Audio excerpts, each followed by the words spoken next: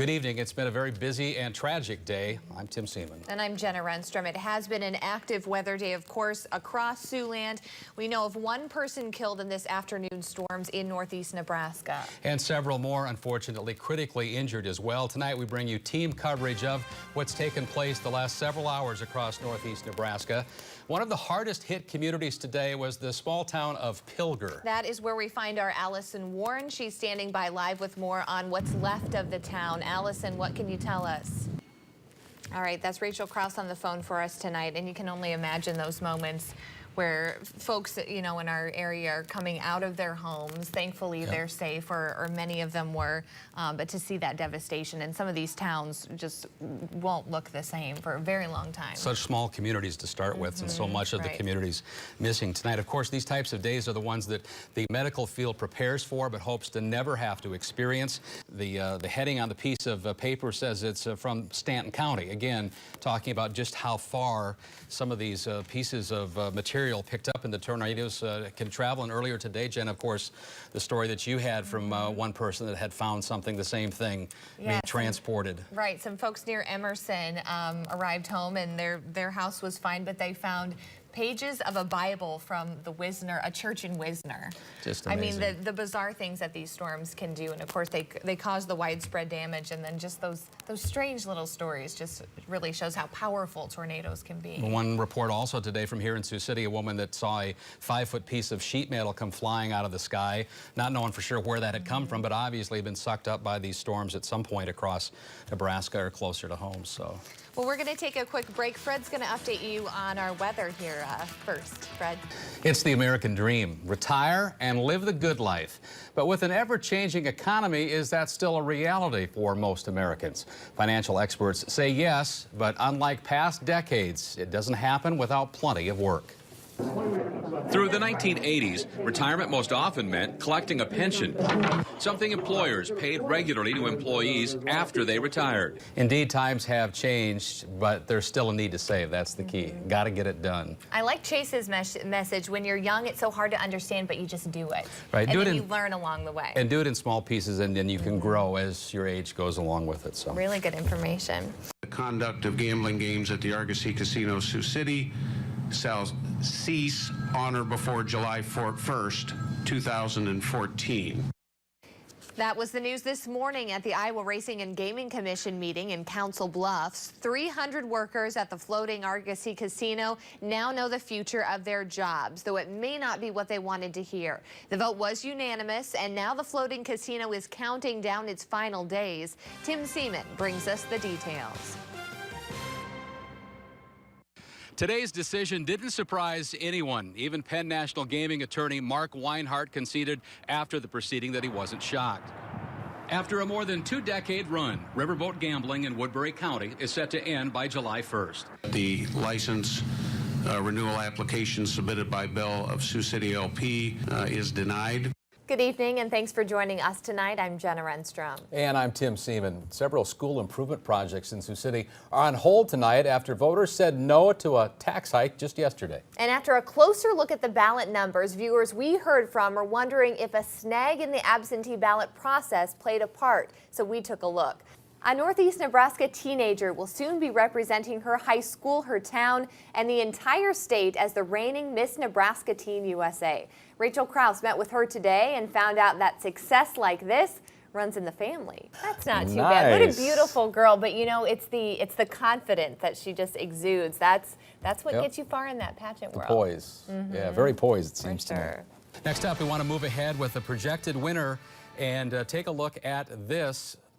Just in from Fox News, now projecting Joni Ernst as the winner in the Iowa U.S. Senate race. And that's a big win for Republicans. Valerie joins us again now. Valerie, this is seat number 6 that Republicans needed to take control of the Senate. And actually, we want to go live to Des Moines now, where Allison Warren is standing by. She's at the GOP headquarters, and things have to be getting really exciting there right now, Allison.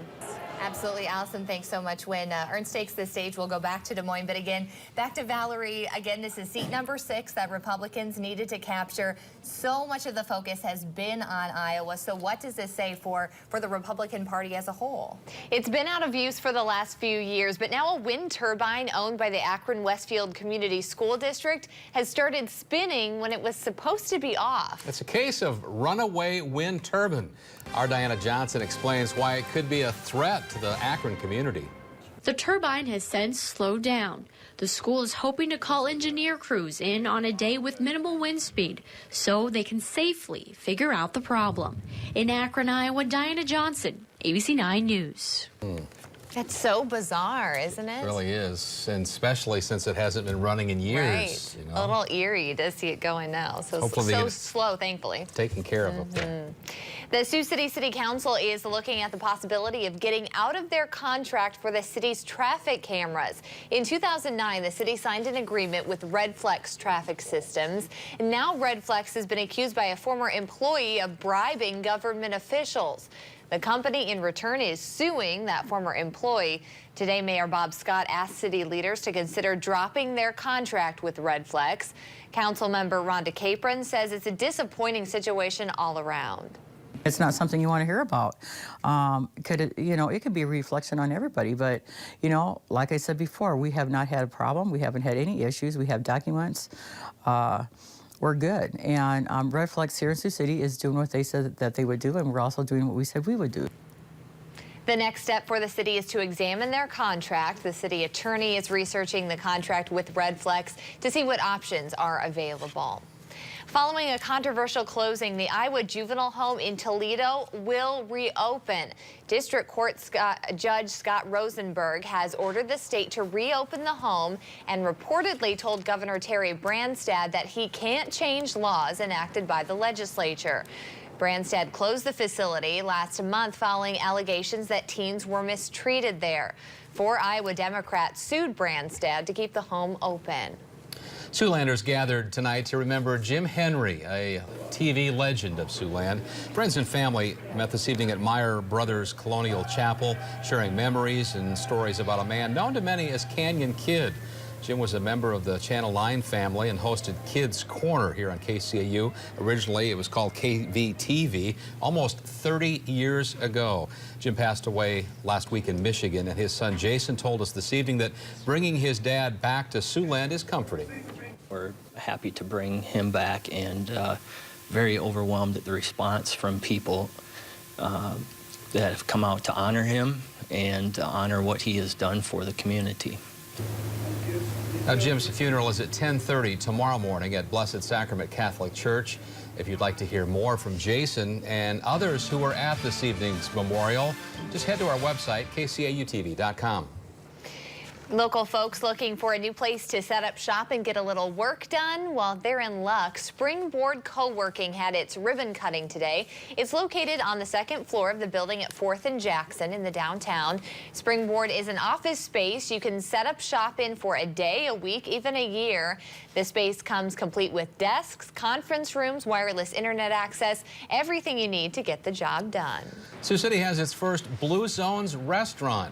Jitters in Sioux City's downtown gained that designation today. The designation is based on healthy options Jitters offers for its customers. They also will label menu items with calories and sodium, offer healthy side dishes like fresh fruit, and serve food on smaller plates. I've got to remember to take one of those. All the ways to make a healthy choice is what they're hoping for. Healthy choice, the easy choice. That way, hopefully, you eat less if it's on the... Exactly right. Or you just fill it taller. Something to think about tonight. Well, these days, almost everything is shared online, from engagements to birth announcements and now so-called gender reveals. Many couples are finding creative ways to announce the gender of their unborn baby, including my husband and I.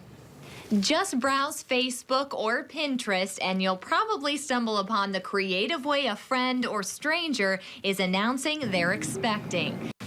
Earlier tonight, I did my own gender reveal live during our 6 o'clock news. We gave the florist at Hy-Vee a sealed envelope with the baby's gender, and she filled this box with pink balloons. So yes, that means we're having a girl. And no, we did not know ahead of time. I love surprises, but not enough so to wait 9 months to find out. I could barely wait 20 weeks. That was enough. But thanks to everyone who helped out. It was such a special day. Yes, and kind of a whirlwind too, but so fun to be able to share it with our family at home, the viewers, because they've just been so good to us. Baby girl to go with your young son? With a big brother who was just excited about the balloons in the box. He could care less about the little things, right? Yeah. That's great.